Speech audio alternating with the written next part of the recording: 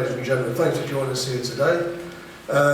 We're here with Dereck Chisora, the current European heavyweight champion, and Nathan Cleverly, who's about to fight for the vacant Commonwealth title at cruiserweight. This is on the 30th of November at the Copper Box Arena, which will be our second show there on the 30th, as I say, on the 30th of November. Also on the show will be other fighters such as Frank Willioni, Bradley Skeet, Mitchell Smith, and various other young and up-and-coming prospects in the UK.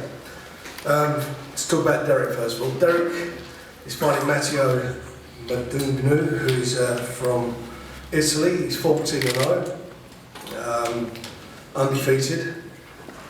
When you're fighting an undefeated fighter, there's always a danger because obviously they fancy their chances, and I'm sure they feel that they're in a position now, especially how this heavyweight division is in the world, where people are vying to fight maybe for a vacant title or fight one of the Klitschko's. And Dereck, over his last few fights, has put himself well and truly in the picture. So this guy's got a lot to win and a lot to gain if he can beat Dereck. But I've got confidence in Dereck. I've had confidence in him from day one. I think he showed in his last fight how he's turned his whole his boxing career around, his training regime. He came in, I think it was 2 stone or 2.5 stone lighter than when he fought Tyson Fury a few years ago. And he's continuing to work hard and maintain that weight level, which I believe gives him not only speed, but he seems to have found more power and a better work rate. One thing for sure, we always know he's had a big heart, but added to what he's doing now, I think he's going to get himself in contention to fight for a world title. This is an important fight for him, a fight that he can't afford to lose. If he wins this fight and he comes through, I'm quite confident we can get a final eliminator between him and Pulev for the world title for a crack at a crack at Klitschko. I've been talking to Salons, people in Germany, and we're very close to doing a deal, but obviously it's all predicated upon Dereck coming through and being successful on the 30th of November. So he's got a goal, he's got an aim to go for, and I honestly do believe he can win the heavyweight title, heavyweight championship of the world. I am absolutely sure that he can do it, and I wouldn't be sitting here if I didn't think that was the case. So he's got everything to gain. He can't afford to slip up. He can't afford to take anything for granted. This guy's coming to win. He knows what it means for him to win, not just the European title, but maybe put himself in that position. So Dereck is focused, and with him and his trainer Don Charles, who's doing a fabulous job. I'm expecting him. I'm hoping he'd prevail and come through like he did last time in sensational style. Also, we've got Nathan. He's coming back at cruiserweight. He's fighting against Daniel Amman from Australia for the vacant Commonwealth title. As you can see, he's moved up to cruiserweight. Last time out was it didn't work out. It was a very, very sort of a bad night for all of us at the office. It was a bad night for me as far as I'm concerned. That it was a fight I felt he could win. But I do believe that the weight has been a factor with Nathan. That's why I was very much against all the talk of him fighting Carl Froch at super middleweight. That's something I knew would seriously not been in his best interest as far as his weight is concerned. I didn't think he could beat Carl Froch. But as I say, he's coming back to cruiserweight. And it reminds me of when he fought on the undercard when Joe Kawasaki fought out in Vegas. And it was his last fight at super middleweight. And he was well on top of the guy, but I could see that the power just wasn't there because he was drained of weight, and that it was time for him to move up to light heavyweight, and that's what he did. He's a man who has matured certainly into a cruiserweight. Now you only got to look at him. There's not an ounce on him. He is a cruiserweight, and I think that we'll see a renaissance of Nathan, and I'm quite sure. If he comes through this fight within a few fights, he'll be fighting for the cruiserweight title, world title, and I will do my best to ensure that happens. And I believe that he's got the tools to bring that title back to the UK. Anyway, both of the guys are here. I know you've got questions to ask, so please feel free to do so.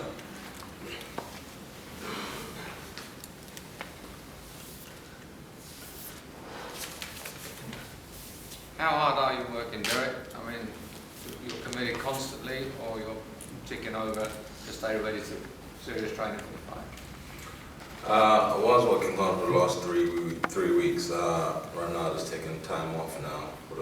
Today was my last day in the gym for the next couple, like 7 days, because I started feeling very tired and stuff like that. So I decided today to stop training, and I'll be back again in the gym after 7 days. I mean, the fact that you've got this potentially you're a punch away from an eliminator is a huge upset for you. Yeah, but you know what, I'm not really looking at that right now. I just want to look at this day coming up, you know, at the copper box, and then after that, you know, I kind of enjoy Christmas. And then we talk about this living there for a world title, but for me, right now I'm just looking at this guy who's unbeaten, because unbeaten fight is always hard. You know, they were prepared, you know, he's mentally focused, this guy finally, but he's going to fall short anyway. And given the evidence of your last few fights, you must go in the ring even more confident than probably any time in your career, I would have thought. Yeah, you know what I said before, I'm actually enjoying boxing now, you know, but there was a time when I turned pro, I enjoyed it, and then there was a time I just like wasn't enjoying it no more, and now I think I've fallen in love with the sport again, so I'm very excited about that. What's proven the difference, do you think? Everything, you know, I just like, even when I wake up, going to the gym and stuff, I'm more excited of waking up, you know. Before I was like, what am I doing this for? I don't really want to do this no more, but I just had to do it. But now when I wake up, I'm excited. Even when I walk in the gym, I'm more excited. When I'm training, like my whole team, they tell me, you know, I'm happy coming in the morning to train with you because there's more energy in the gym. But previous, they're like, you know, 2 years, 3 years ago, it was shit. So now it's good for us. What's changed, Dereck? What's brought that love back? I know Frank just asked a similar question, but what's brought that love for the sport back?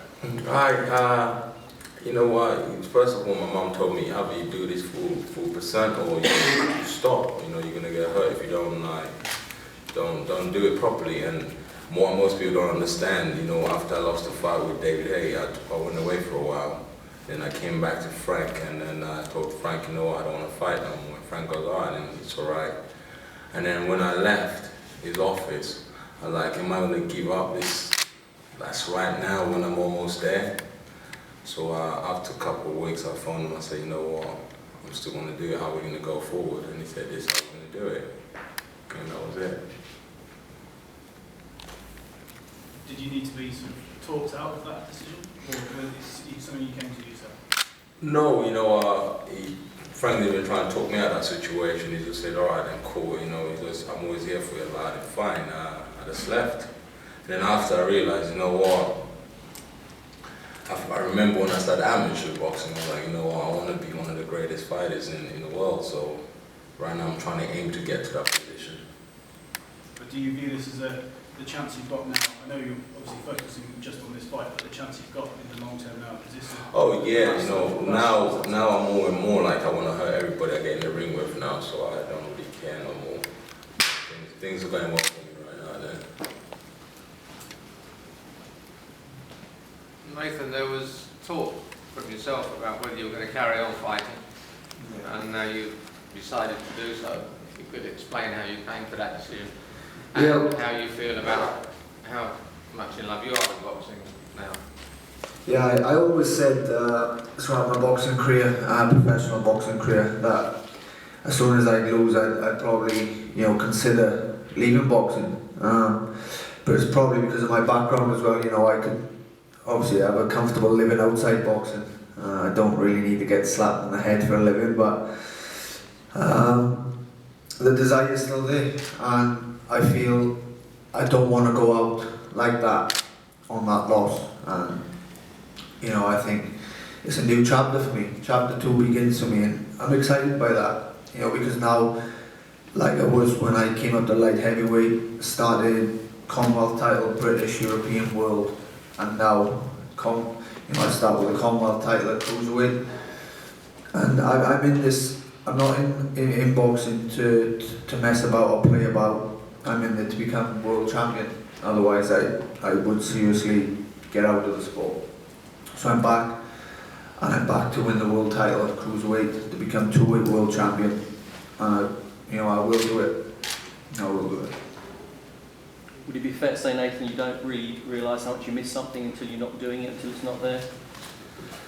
Yeah, you can kind of lose respect for the sport in a way, and you just got to realise sometimes, and sometimes the loss is a wake-up call, and it's it can be a road awakening, but it can be a blessing in disguise, and I feel it's definitely a blessing in disguise, and this is, I feel it was meant to be, and now we can start a new chapter and start fresh at the new weight.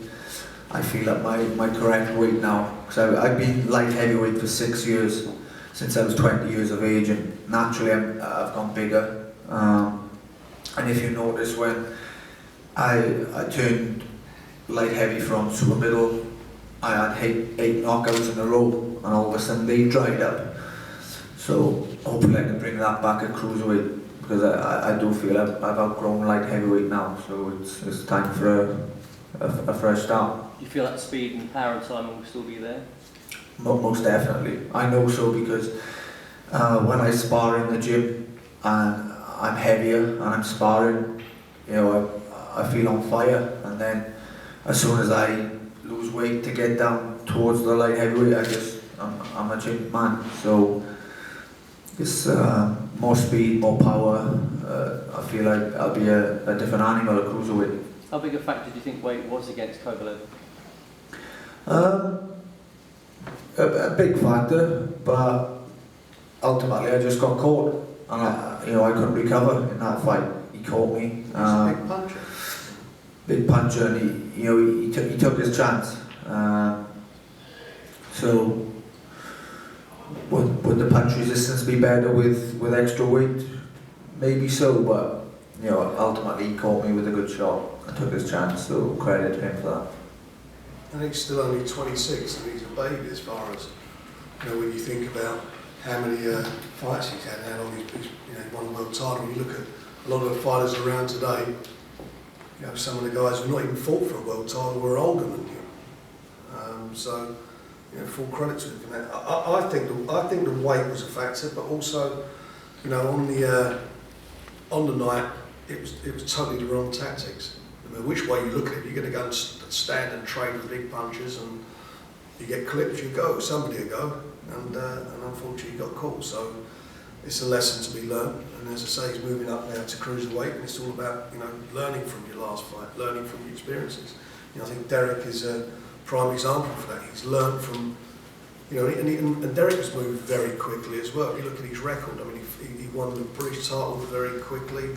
He had a series of fights against real top quality opposition, one after another, and yet he's not had that many fights. Was it about 21, 22 fights now? So if you look at that, he's not had as many fights, I don't think, as Wilder. I think Wilder's had more fights than Dereck, but Dereck's had more experience. So now he's learned from that, and as I say, and the most important thing he's learned is about his diet.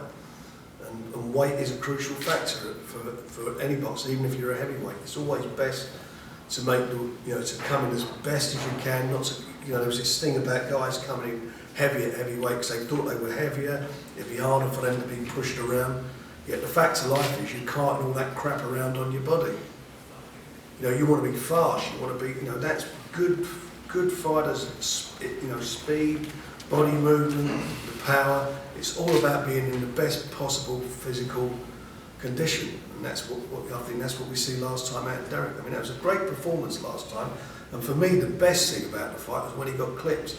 He got caught with a tremendous punch in that fight, and rather than what he'd have done in the past, grit his teeth and gone toe to toe, he backed off, he got himself back together again, he used his brain, and that's what it's all about, using your brain.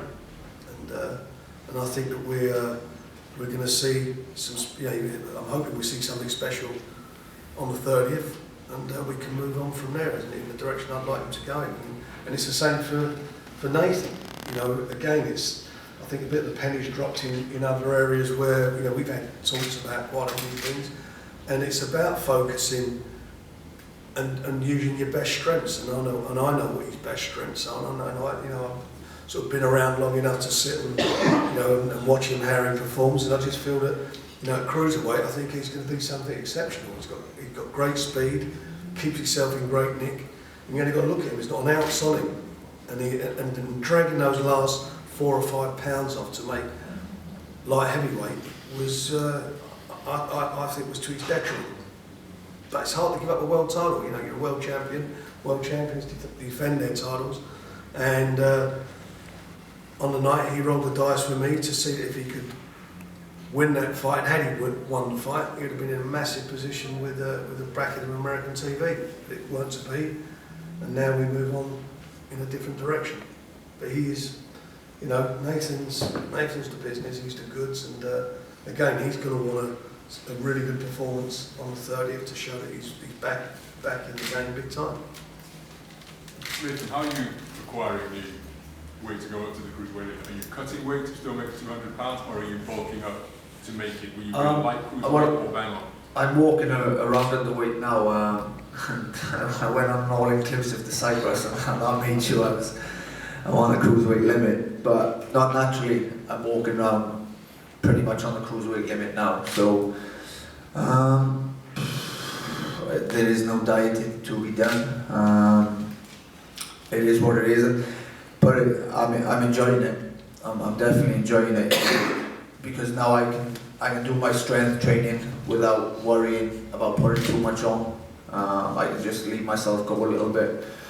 Because at light heavyweight, you've always got to, you know, watch what you're eating and your strength training. You can't put on too much muscle. So that's a big factor for me, you know, because I can bring my strength training back now, which is important for boxing. So that's a vital element for me. And I shouldn't have no issues for, you know, I should be comfortable for a couple of years to come. I think Comparatively taller, do you think your style's going to have to change to fight the guys who are... Yeah, well, I'm probably one of the tallest light heavyweight fighters in the world, actually. You know, you see the new breed of light heavyweights coming through with Adonis, Stevenson, and Kovalev.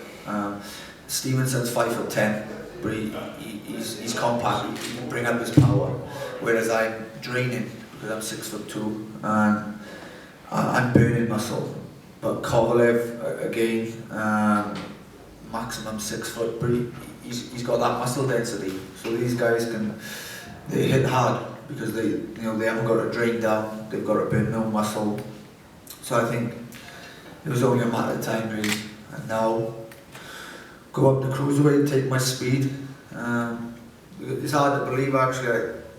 I started when I was 18, turned professional. I was welterweight.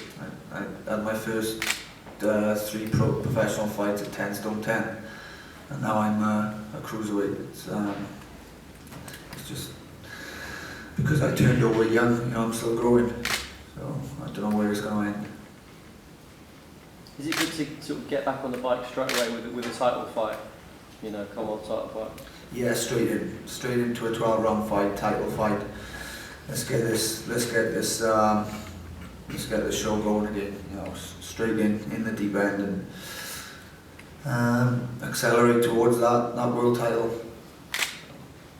That's the way I enjoy moving fast and instinctively. So just like I did at light heavyweight, just a repeat at cruiserweight. As you said, you would be doing this if you didn't think you could win the world title again. I wouldn't. You know, I would say I could have a comfortable life outside boxing with dedication and background, but I'm in this sport because I know I can be world champion and I know I can be the best, so I don't want to throw that away. I've just got to go for it and go and achieve it, which I will do. Thank you. Nathan, you beat Bellew, and he's coming up to a very interesting fight now. What kind of a chance do you give him, and how difficult a fight is this for him against Adonis? Well, again, I think myself and Bellew are the tallest light heavyweights, and you know, I started struggling with the weight. I know he struggles with the weight, so he's against a 5'10" fighter in Stevenson who can punch. it's going to be tough. It's going to be tough for him to keep that kind of power away from him. You know, he's boiling down. He can pull it off if he just keeps it long, but at some point it's likely that Stevenson's going to land, and he'll have that muscle density to overpower Bellew. So it's a tough fight, very tough. Dereck, the condition you're in now, and both mentally and physically, how much difference would that have made to the Hay fight if you've been in this place you are now rather than how you went into that? Huge difference. Big difference. Big massive difference. But you know what, we're not going to cry over spilled milk anyway, so that's done. He wobbled David in that fight. Yes. He wobbled him, and It's done. and it's annoying, that fight. I'll say it again. Somebody, you know, I'm going to start me off on this one because you know, we put a lot together to get that fight. Do you know where he was at 7 o'clock? Oh, don't go there now, please. I'm going to tell you. We're looking for him. We're all panicking. Where is Dereck? I was in my house. Where is Dereck Chisora? We can't find him. In the chocolate factory, what do you expect? He's in Scots. Where's Scott? I've never been there 7 before. o'clock at night here, eating fish. It's Frank's fault. Kills me, it does. But anyway, all that stuff's all behind him now. David deserved it on the night because he professional and prepared properly. You've got bigger fish to fry now. He's got bigger fish. He had his chips as well. So Frank, you say you're talking to the Sounds about Pulev for Dereck. Also maybe talking about Marco Huck for Nathan? No, we haven't had a conversation about that at all yet, but it's a great fight there. I mean, you know, we do a lot with Sounds, and you know, for me, I want to just get this. He's got to get the fight out of the way and get back in the saddle. If he wins that fighting style, 2014's got to be Nathan G. It's got to be both these guys. I mean, next year they're fighting. They're in really important fights on the 30th. They've got to come through those fights to set themselves up so that next year they can capitalise on all the hard work that they're putting into it. And if they come through, then and it's my job to make sure that these fights happen, and I will. They deliver. If they deliver, I'll deliver. And Nathan, any changes to your training setup at all? There's no major change at the moment, you know, because obviously it's short space of time. We fight in 4 weeks' time, so I think to keep things in place at the moment, we'll stay put. But myself and my dad, who's my trainer at the moment, we're always, you know, scouting about, thinking he's recommending to me who he thinks would be a good trainer. He knows at some point I'll have to move on. Likewise, you know, wherever I feel comfortable, really, you know, which location do I want to train in? Do I want to stay at home with home comforts, or am I keen to move? So we've got a few things to sort out, but maybe in the near future we'll have a change, and it's you know. But we're going to try the first fight at cruiserweight together, and then take it from there. And you sparred with Dereck in the past. Were you trained together for this fight at all? Yeah, I worked with Dereck in the past. I've been down to Finchley a few times with Dereck and Don. It's a good setup, so probably head down that way again soon. And training elsewhere in the future, potentially, that obviously has to include America. It's an option. It's been highly regarded for me because of my style. The way I fight is kind of Americanized, really. But again, it's whether I want to base myself out in the States. But I'm happy here at the moment. I'm enjoying life here and enjoying my boxing. So if I'm enjoying it, then I can't really ask for much more.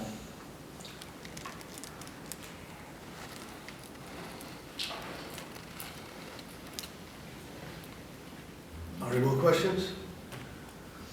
Are you all done? Lovely, thanks very much. Thank you. Thank you again.